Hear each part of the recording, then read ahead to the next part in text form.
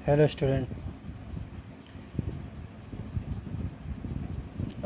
आज हम पढ़ेंगे main component of overhead line. Overhead line को कहते हैं, जो हिंदी में कहते हैं उसको सिरोपरी लाइन।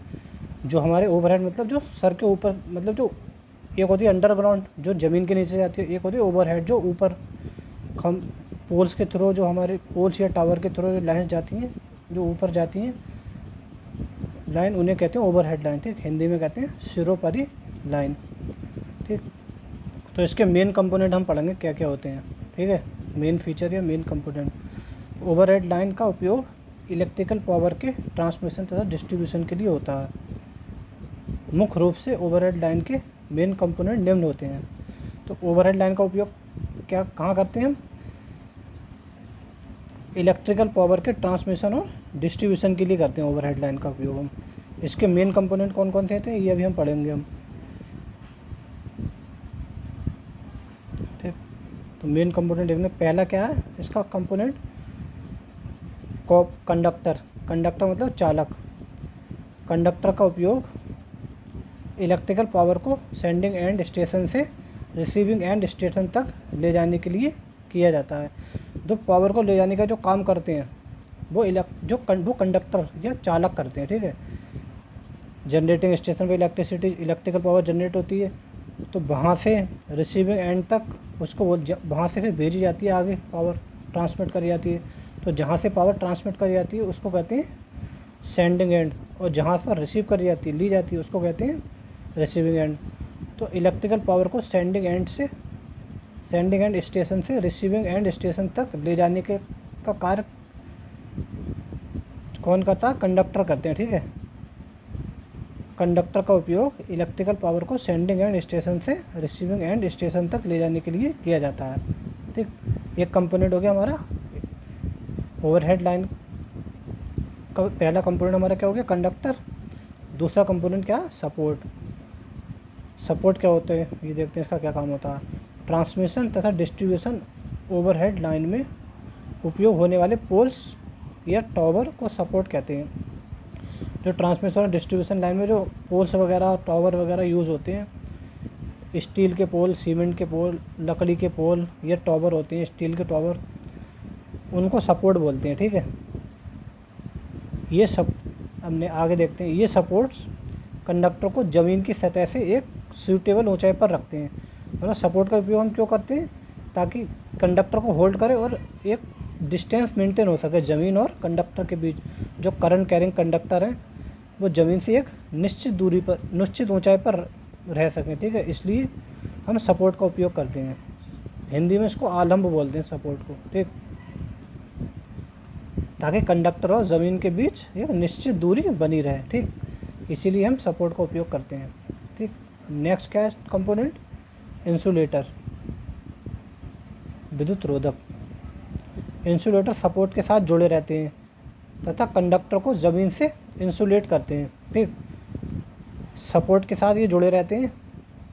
जो इंसुलेटर होते हैं वो हमारे सपोर्ट के साथ, खंभों के साथ या टॉवर के साथ जुड़े रहते हैं। और जो कॉपर को, जो हम कंडक्टर को सपोर्ट के साथ जोड़ते हैं, वो इंसुलेटर की सहायता से ही जोड़ते हैं। ठीक, ताकि हमारा कंडक्टर क्या है, ज़मीन से आइसोलेट हो सके। ठीक, अलग हो सके। ठीक है, तो ये होते हैं हमारे इंसुलेटर। अभी हम इन सबको डिटेल में पढ़ेंगे। इसके बाद क्या है हमारा? Cross arm. ये क्रॉस आर्म क्या होती है?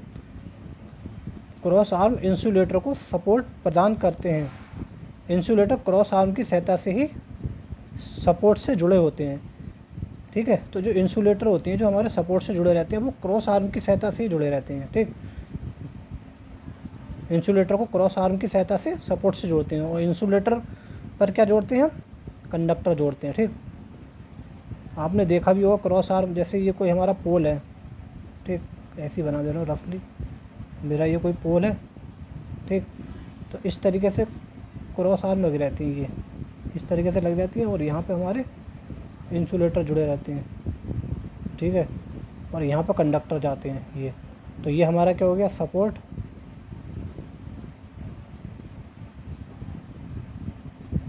ये हो गया क्रॉस आर्म, ये हो गया हमारा इंसुलेटर।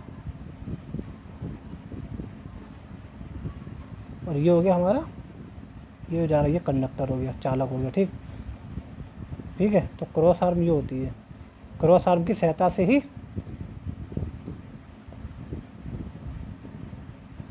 इंसुलेटर को सपोर्ट से जोड़ा जाता है। ठीक, क्रॉस आर्म की सहायता से इंसुलेटर को सपोर्ट से जोड़ा जाता है। ठीक, तो ये क्रॉस आर्म होती है। ये भी क्या है, एक ओवरहेड लाइन का एक कंपोनेंट है, पार्ट है। ठीक, नेक्स्ट देखते हैं। नेक्स्ट मिसलेनियस आइटम, और भी इसके अतिरिक्त और भी कई सारे आइटम होते हैं। तो इसके अंतर्गत फेस प्लेट, डेंजर प्लेट और लाइटनिंग अरेस्टर आदि आते हैं। फेस प्लेट मतलब कितने फेस की ये लाइन जो जा रही है हमारी, कितने फेस की है, उस प्लेट पर ये लिखा रहता है। डेंजर प्लेट जैसे लिखा रहता है डेंजर, 11 kV की लाइन होती है तो उस पर एक बोर्ड लगा रहता है और लिखा रहता है डेंजर। ठीक, खतरा लिखा रहता है उस पर, डेंजर का साइन बना रहता है, तो उसको बोलते हैं डेंजर प्लेट। और एक होता है लाइटनिंग अरेस्टर। ये क्या है, एक प्रोटेक्टिव डिवाइस होती है जो आसमान से बिजली वगैरह गिरती है उससे प्रोटेक्ट करती है हमारी पावर, जो ट्रांसफार्मर वगैरह होते हैं, ये पावर स्टेशन वगैरह होते हैं। ठीक, ये क्या कहता है, उस प्रोटेक्शन देता है, जो आसमान से बिजली गिरती है उससे प्रोटेक्शन देता है ट्रांसफार्मर को या किसी भी इलेक्ट्रिकल, जैसे हमारे सब स्टेशन वगैरह को। ठीक है, तो ये क्या होगा, हमारे main component of overhead line. तो 5 मेन कंपोनेंट हमने देख ली ओवरहेड लाइन के। ठीक, अब इनको हम बारी बारी से पढ़ेंगे। तो पहले पढ़ेंगे हम कंडक्टर। ठीक, पहला क्या है, कंडक्टर मटेरियल। जो कंडक्टर यूज़ कर रहे हैं हम, किन मटेरियल का यूज़ कर रहे हैं, चलिए देखते हैं इसको। कंडक्टर ओवरहेड लाइन में उपयोग होने वाली वस्तुओं में सबसे इम्पोर्टेंट वस्तु है। ठीक, जो ओवरहेड लाइन जो है उसमें जो जितनी भी चीज़ें यूज़ हो रही हैं तो उनमें सबसे ज़्यादा इम्पोर्टेंट जो पार्ट है, जो सबसे इम्पोर्टेंट उसका जो कंपोनेंट है वह कंडक्टर है। ठीक है, क्योंकि जो हमारी ट्रांसमिशन लाइन होती है ना, इनकी जो टोटल जो कॉस्ट आती है तो सबसे ज़्यादा कॉस्ट कंडक्टर की ही आती है। ठीक, इसलिए कंडक्टर मटेरियल का उचित चुनाव और कंडक्टर का साइज काफ़ी इम्पोर्टेंट होता है। ठीक है, तो यह आवश्यक है कि हम कंडक्टर मटेरियल जो भी चूज़ कर रहे हैं वो अच्छा चूज़ करें और उसका साइज़ और उसका चुनाव हम ठीक से करें। ठीक है, कि कौन सा कंडक्टर मटेरियल हमें यूज़ करना है, उसका साइज़ क्या होना चाहिए। तो ये काफ़ी महत्व रखता है। ठीक, क्योंकि हमारा जो टोटल हमारी जो कॉस्ट आती है ना लाइन को बिछाने में, वो सबसे ज़्यादा कंडक्टर मटेरियल के साइज़ पर और कंडक्टर मटेरियल हम कौन सा यूज़ कर रहे हैं इस पर निर्भर करती है। ठीक है, तो देखते हैं। कंडक्टर मटेरियल में निम्न गुण होने चाहिए। पहला क्या होना चाहिए, हाई इलेक्ट्रिकल कंडक्टिविटी होना चाहिए। ठीक, इलेक्ट्रिकल चालकता, कंडक्टर मटेरियल जो भी हम यूज़ कर रहे हैं उसकी इलेक्ट्रिकल चालकता अधिक होनी चाहिए, हाई होनी चाहिए। दूसरा क्या है, हाई टेंसाइल स्ट्रेंथ, उसकी टेंसाइल स्ट्रेंथ क्या होना चाहिए, तन्य सामर्थ्य क्या होना चाहिए, हाई होना चाहिए। क्यों हाई होना चाहिए, ताकि वह मैकेनिकल स्ट्रेस को आसानी से सहन कर सके। पता चला वहाँ पर मैकेनिकल स्ट्रेस आ रही है, टेंसाइल स्ट्रेंथ हाई नहीं है, तो तार हमारा, वायर या कंडक्टर हमारा टूट के गिर गया। ठीक, तो हाई टेंसाइल स्ट्रेंथ होना चाहिए ताकि वह मैकेनिकल स्ट्रेंथ को मैकेनिकल स्ट्रेसेस को आसानी से सहन कर सके, झेल सके। ठीक है, वेयर कर सके। उसके बाद लो कॉस्ट होनी चाहिए। ठीक, उसकी कॉस्ट भी हमारी लो होनी चाहिए। उसके बाद लो स्पेसिफिक ग्रेविटी, स्पेसिफिक ग्रेविटी हमारी क्या होनी चाहिए, कम होना चाहिए, ताकि कंडक्टर का वेट पर यूनिट वॉल्यूम कम हो। ठीक है, हमारा कंडक्टर का वेट प्रति एकांक आयतन पर वेट हमारा कंडक्टर का कम हो। ठीक है, इसलिए स्पेसिफिक ग्रेविटी भी हमारी कम होनी चाहिए। ठीक, तो ये हमने देख ली क्या क्या गुण होना चाहिए जो कंडक्टर मटेरियल हम यूज़ कर रहे हैं। आगे देखते हैं। ओवरहेड लाइन में मुख्य रूप से निम्नलिखित कंडक्टर मटेरियल यूज़ करते हैं। ठीक है, कौन कौन से यूज़ करते हैं भाई, जो भी यूज़ कर रहे हैं उनमें ये सारी प्रॉपर्टी होनी चाहिए जो हमने ऊपर पढ़ी है। High electrical conductivity, high tensile strength होने चाहिए, लो कॉस्ट होने चाहिए और लो स्पेसिफिक ग्रेविटी होनी चाहिए। ठीक, अब ये देख रहे हैं कि ओवरहेड लाइन में मुख्य रूप से निम्नलिखित कंडक्टर मटेरियल यूज़ करते हैं। ये हमारे इतने प्रकार के कंडक्टर मटेरियल हैं, ये हम ओवरहेड लाइन में यूज़ करते हैं। तो पहला क्या, copper, aluminium, steel cored, aluminium, galvanised steel और कैडमियम कॉपर। ठीक है, तो इतने सारे हम कंडक्टर मटेरियल ओवरहेड लाइन में कंडक्टर के रूप में यूज़ करते हैं। ठीक, चलिए देखते हैं अब इनको हम। तो पहला हमारा क्या है, पहला हमारा कॉपर। अब हम कॉपर के बारे में पढ़ेंगे। ये हमने थर्ड सेमेस्टर में जो है ट्रिपल EM पढ़ा था, ठीक, electrical and electronics engineering material, उनमें ये सारी चीज़ें हम पढ़ सकते हैं।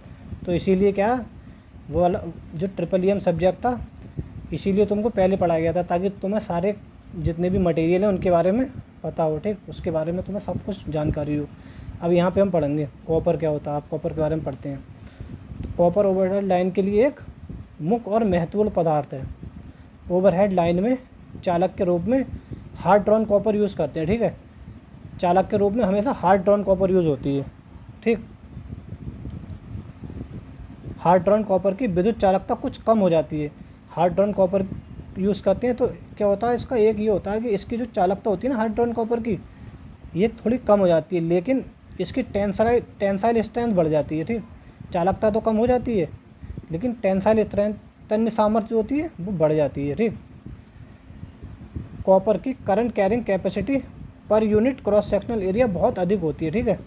मतलब करंट डेंसिटी इसकी ज़्यादा होती है, जिसके कारण कम क्रॉस सेक्शनल, इसको क्रॉस सेक्शनल एरिया बोलते हैं, शॉर्ट में लिख दिया है, जिसके कारण कम क्रॉस सेक्शनल एरिया के कॉपर कंडक्टर यूज़ होते हैं, ठीक। तो एरिया हमारा कम यूज़ होता है, मतलब कंडक्टर मटेरियल, जब भाई एरिया कम यूज़ होगा तो पतले वायर यूज़ होंगे, पतले कंडक्टर यूज़ होंगे, तो कंडक्टर मटेरियल हमारा कम यूज़ होगा, ठीक है। कम क्रॉस सेक्शनल एरिया के कॉपर कंडक्टर यूज़ होते हैं और एरिया कम होने के कारण इस पर वायु दाब भी कम पड़ता है। अब वायु का दाब जो है, भाई एरिया कम है तो वायु का दाब भी कम पड़ेगा, ठीक। कॉपर के निम्न गुणों से पता लगता है कि ओवरहेड लाइन के लिए कॉपर एक आइडियल मटेरियल है, ठीक। ये सारी चीज़ें हमने पढ़ी, इससे हमें पता चलता है कि कॉपर ओवरहेड लाइन के लिए बहुत अच्छा, मतलब आइडियल मटेरियल है, एक आदर्श मटेरियल। लेकिन इसकी हाई कॉस्ट तथा भारत में कम मात्रा में उपलब्ध होने के कारण बहुत रेयर केस में यूज़ होता है ये, ठीक। इसकी कॉस्ट हाई, ये सारी हमने ऊपर पढ़ी थी, ये तो इसकी क्वालिटी होती हैं, ठीक, ये इसके गुण होते हैं, लेकिन इसकी कॉस्ट हाई होती है। अब भाई हम जो ट्रांसमिशन लाइन होती है ना, तो कॉपर जो हम कंडक्टर यूज़ करते हैं ना ट्रांसमिशन लाइन में, उस कंडक्टर की कॉस्ट ही सबसे अधिक आती है। ट्रांसमिशन लाइन को बिछाने में सबसे ज़्यादा कॉस्ट आती है ना, तो वो कंडक्टर मटेरियल की आती है। अब यहाँ पे अगर कॉपर यूज़ कर रहे हैं तो इसकी कॉस्ट बहुत हाई है और भारत में कम उपलब्ध है, तो हमें बाहर से मंगाना पड़ेगा, ठीक। जिसकी वजह से बाहर की करेंसी, भाई ऐसे देश से मंगा रहे हैं जिसकी करेंसी हमारी करेंसी से ज़्यादा है, तो क्या है ये बहुत कॉस्टली पड़ जाएगा। तो भारत में कम उपलब्ध होने के कारण कॉपर बहुत रेयरली यूज़ करते हैं, ठीक, बहुत कम यूज़ होता है ये, जिसके कारण कॉपर के स्थान पर आजकल एल्युमिनियम का उपयोग अधिक किया जाता है, ठीक।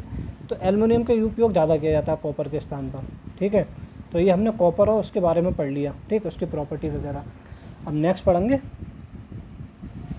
एल्युमिनियम। एल्युमिनियम कॉपर की तुलना में सस्ता तथा हल्का होता है, ठीक। यह कॉपर की तुलना में सस्ता है और हल्का भी है, लेकिन कॉपर की तुलना में इसकी इलेक्ट्रिकल कंडक्टिविटी कम होती है तथा टेंसाइल स्ट्रेंथ भी कम होती है, ठीक। क्या इसकी कंडक्टिविटी कॉपर की तुलना में कम है और इसकी तन्य सामर्थ्य भी कम है, तो मैकेनिकल स्ट्रेस को झेलने की क्षमता भी कम है इसकी, ठीक।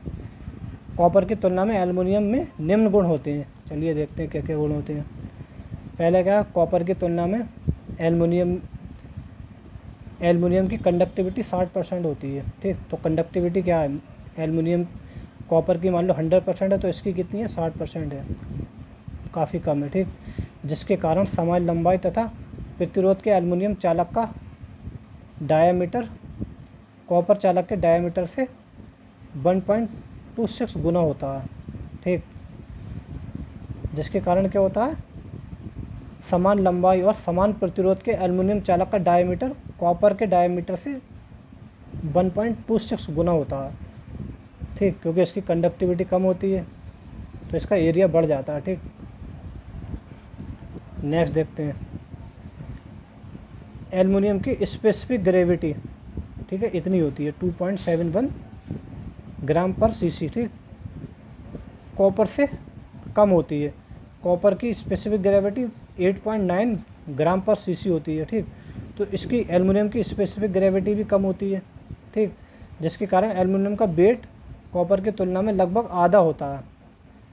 ठीक, कॉपर की तुलना में एल्युमिनियम का वेट आधा होता है स्पेसिफिक ग्रेविटी कम होने के कारण। नेक्स्ट देख लेते हैं, एल्युमिनियम की टेंसाइल स्ट्रेंथ कम तथा कोफिशिएंट ऑफ लीनियर एक्सपेंशन, रेखीय प्रसार गुणांक, इसको बोलते हैं कोफिशिएंट ऑफ लीनियर एक्सपेंशन को हिंदी में रेखीय प्रसार गुणांक। तो एल्युमिनियम की टेंसाइल स्ट्रेंथ तन्य सामर्थ्य कम तथा रेखीय प्रसार गुणांक कोफिशिएंट ऑफ लीनियर एक्सपेंशन अधिक होता है, जिसके कारण एल्युमिनियम कंडक्टर में सैग अधिक होती है। सैग बोलते हैं झोल को। जैसे मान लो दो कंडक्टर हैं, ठीक, सॉरी दो सपोर्ट हैं, ये दो पोल मान लो, तो इनके बीच जो चालक है ना, तो ये जो होता है ना, मान लो चालक हमारा हमने ऐसा जाता, ये चालक ऐसे जाता, लेकिन क्या है यहाँ पे ये जो पॉइंट है ना, मिनिमम पॉइंट, इसको क्या बोलते हैं, झोल बोलते हैं, सैग बोलते हैं। ठीक, अभी हम आगे पढ़ेंगे ये क्या होता है। ठीक, तो ये सारी क्या है, एल्युमिनियम की प्रॉपर्टी है। ठीक, तो कॉपर की हमने देखा, कॉपर भी पढ़ा और एल्युमिनियम भी पढ़ा। ठीक, तो ये सारी क्या है हमारी एल्युमिनियम की प्रॉपर्टी है। तो आजकल क्या है, कॉपर की जगह पे एल्युमिनियम ज़्यादा यूज़ हो रहा है। ठीक, कॉपर बहुत महंगा पड़ता है और भारत में कम मात्रा में पाया जाता है। ठीक है स्टूडेंट, तो आज की वीडियो में हम इतना ही पढ़ेंगे। वीडियो को लाइक करें और अपने फ्रेंड को के साथ शेयर करें। ठीक, अलापुर वाले जो बच्चे हैं सेकेंड ईयर इलेक्ट्रिकल, उनके साथ भी शेयर करें और चैनल को सब्सक्राइब कर लें। ठीक।